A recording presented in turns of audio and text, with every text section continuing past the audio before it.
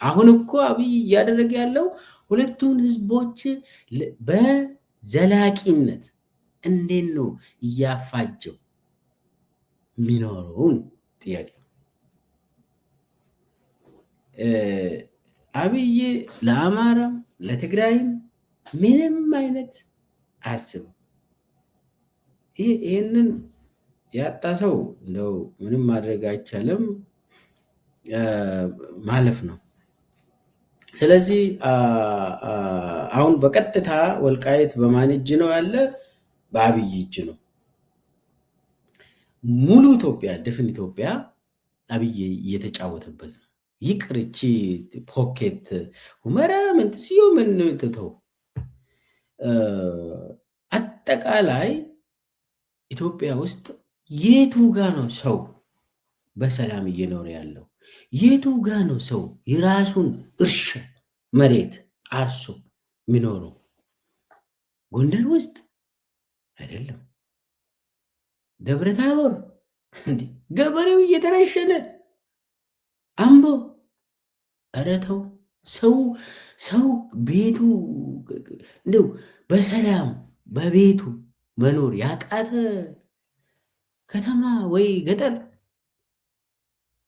ምን ሆኖ ይሄ የኔ ነው፣ ይሄ ክልል የኔ ነው፣ ይሄ እንትን የኔ ነው ምንለው እኮ ቢያንስ በቤታችን ባለቤት ሆነናል ወይ ነው ጥያቄው። እዚህ ላይ ሰው ኢትዮጵያ ውስጥ በቤቱ ሰላም አለው፣ በቤቱ ባለቤት ነው፣ በሀብቱ ላይ ባለቤት ነው። ዛሬ ገበሬው ሀብቱን እያቃጠሉ ቤቱን እያቃጠሉ ተማሪውን እየረሸኑ አባቶችን እያንገላቱ እየገደሉ በድሮን እየጨፈጨፉ የቱ መሬት ነው አሁን የኔ ነው የምትለው ኢትዮጵያ ውስጥ? እኔ በአሁኑ ሰዓት አንድ ኦኬ በኦሮሚያ ክልል ሰው እንደው መቃብር አለው እንደ መሬት እቺ እንትን መቃብር አለው በየቦታው ሰው እየተቀበረ አይደለ?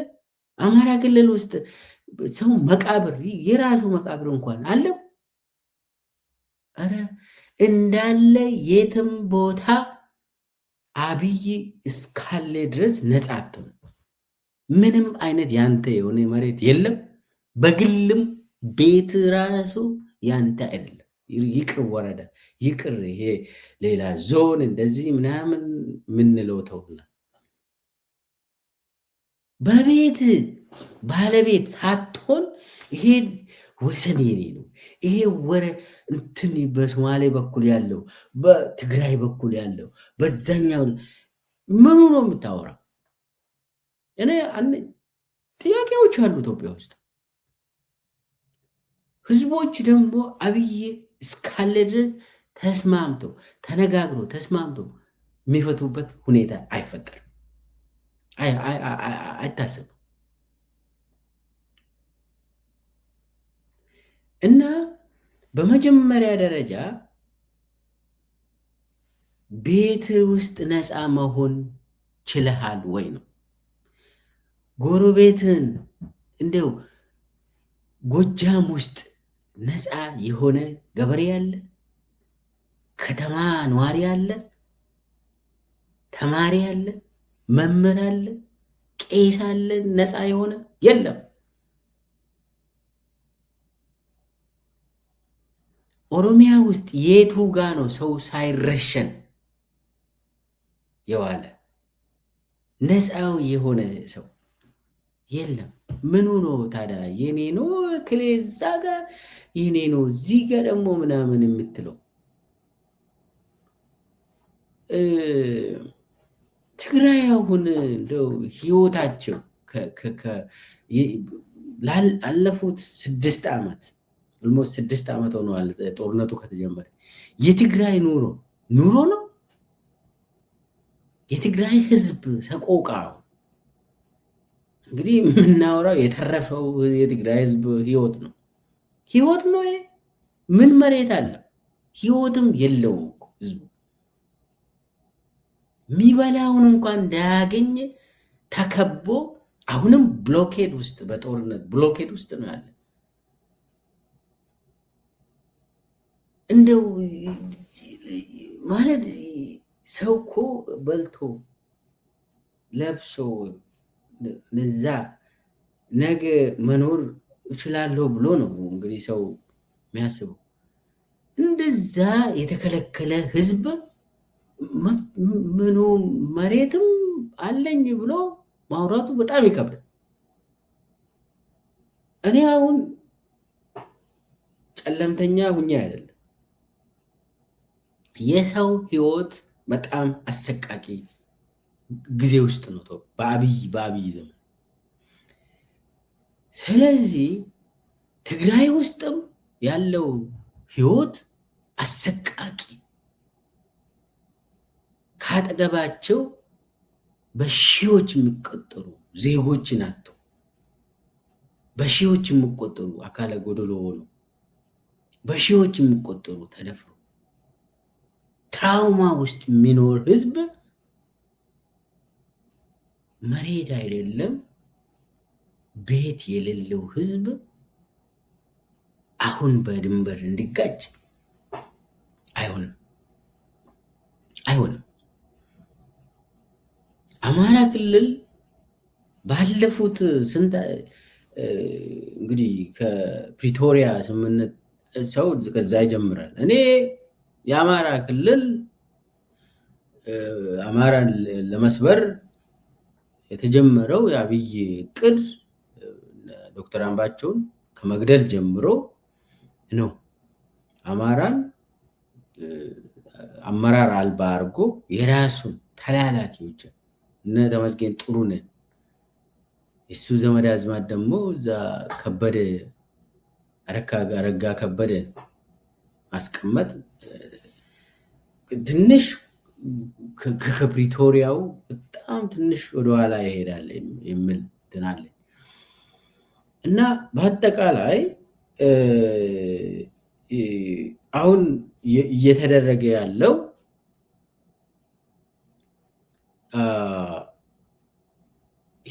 እንደው በጣም የተጎዳን ህዝብን እዛው እንትን በሉ እንጂ ስለኔ አታውሩ፣ እዛው ተባሉ እንጂ የነፃነት ጥያቄን እኔን አትጠይቁ ነው አካሄዱ። ሁልጊዜ የሚካሄደው ምንድን ነው?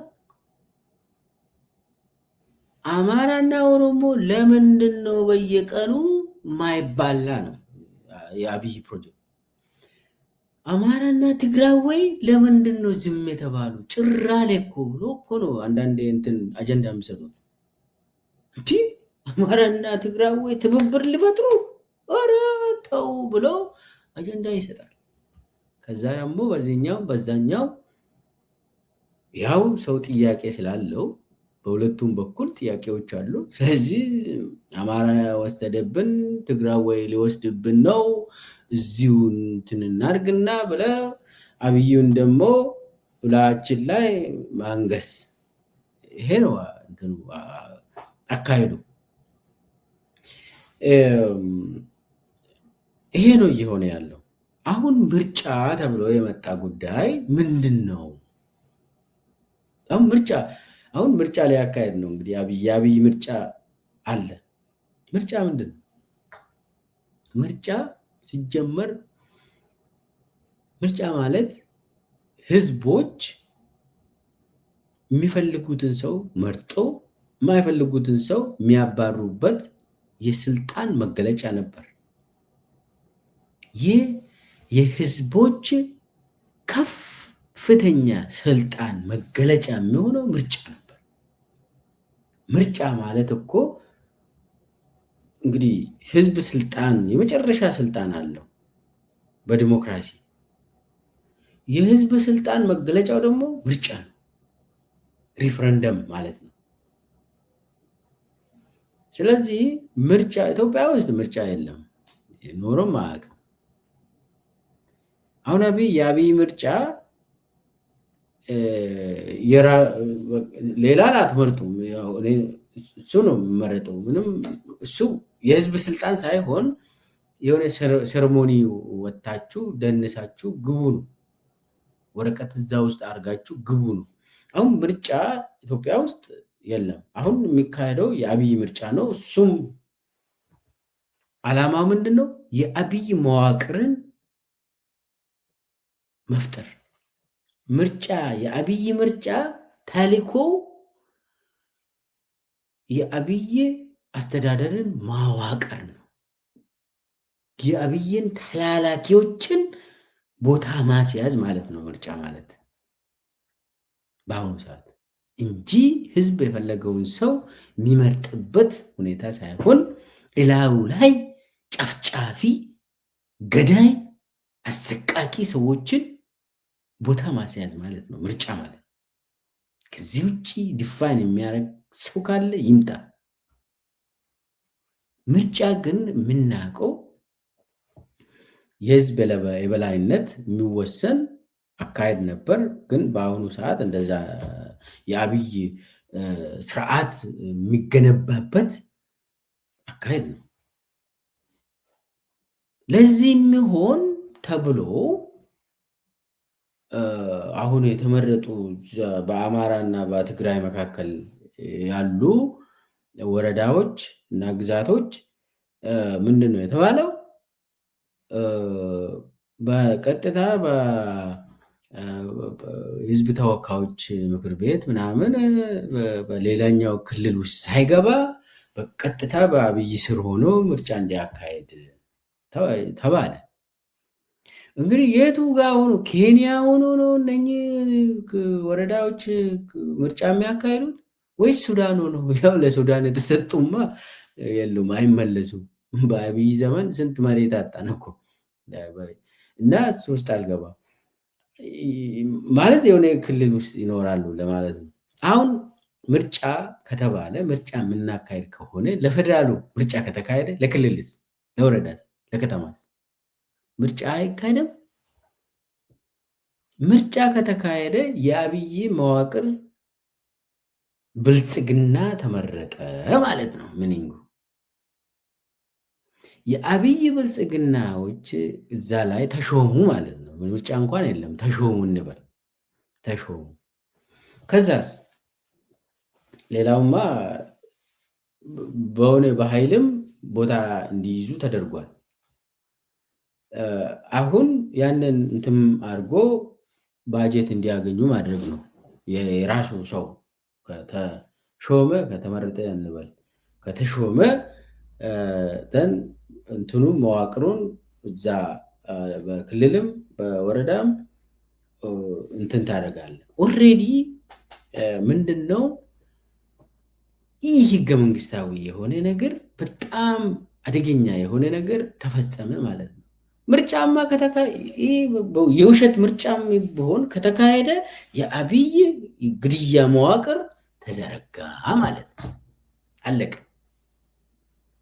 በአማራ ክልልም ይሁን በትግራይ ክልልም ይሁን የአብይ ምርጫ ከተካሄደ የግድያ መዋቅር ተዘረጋ ማለት ነው። አለቀ።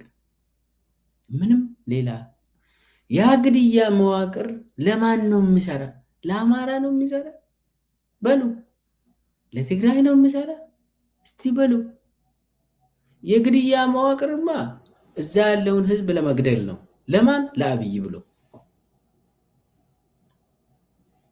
አሁን የኦሮሚያ ላይ ያለው የአብይ የግድያ መዋቅር አማራ ክልልን የያዘ የአብይ የግድያ መዋቅር የአማራ ነው ልትሉ፣ ኦሮሚያ ላይ ያለው የኦሮሞ ነው ልትሉ።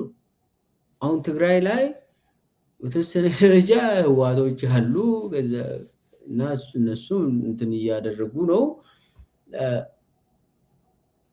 እና የአብይ ግድያ መዋቅር የኔ ነው የሚል ሰው ካለ ይምጣ ይናገር። እና አብይ በምርጫው አካሄድ የራሱን የግድያ መዋቅር ህዝብ ውስጥ እንዲገቡ ከህዝብ ውስጥ ሰውን መድቦ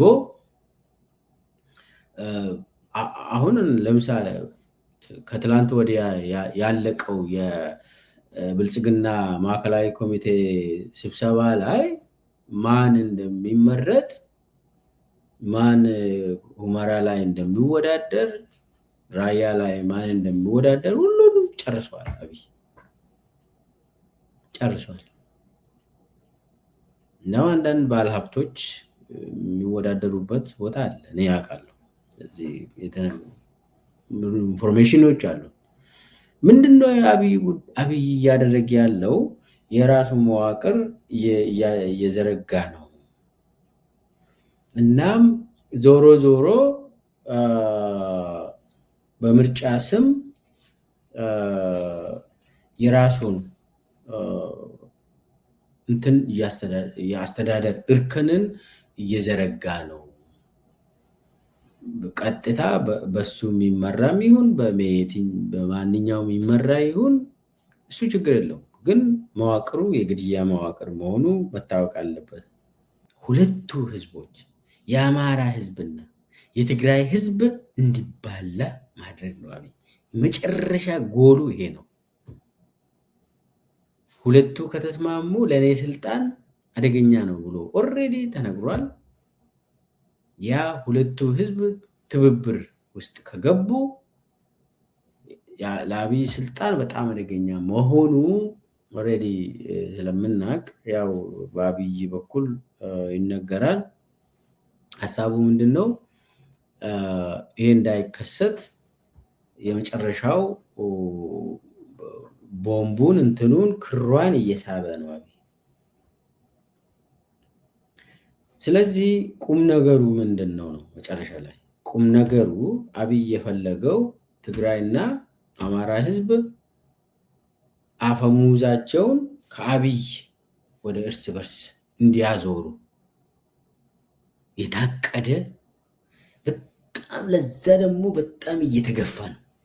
በከባድ ጫና ግፊት አለ። ህዝቡ ያንን ግፊት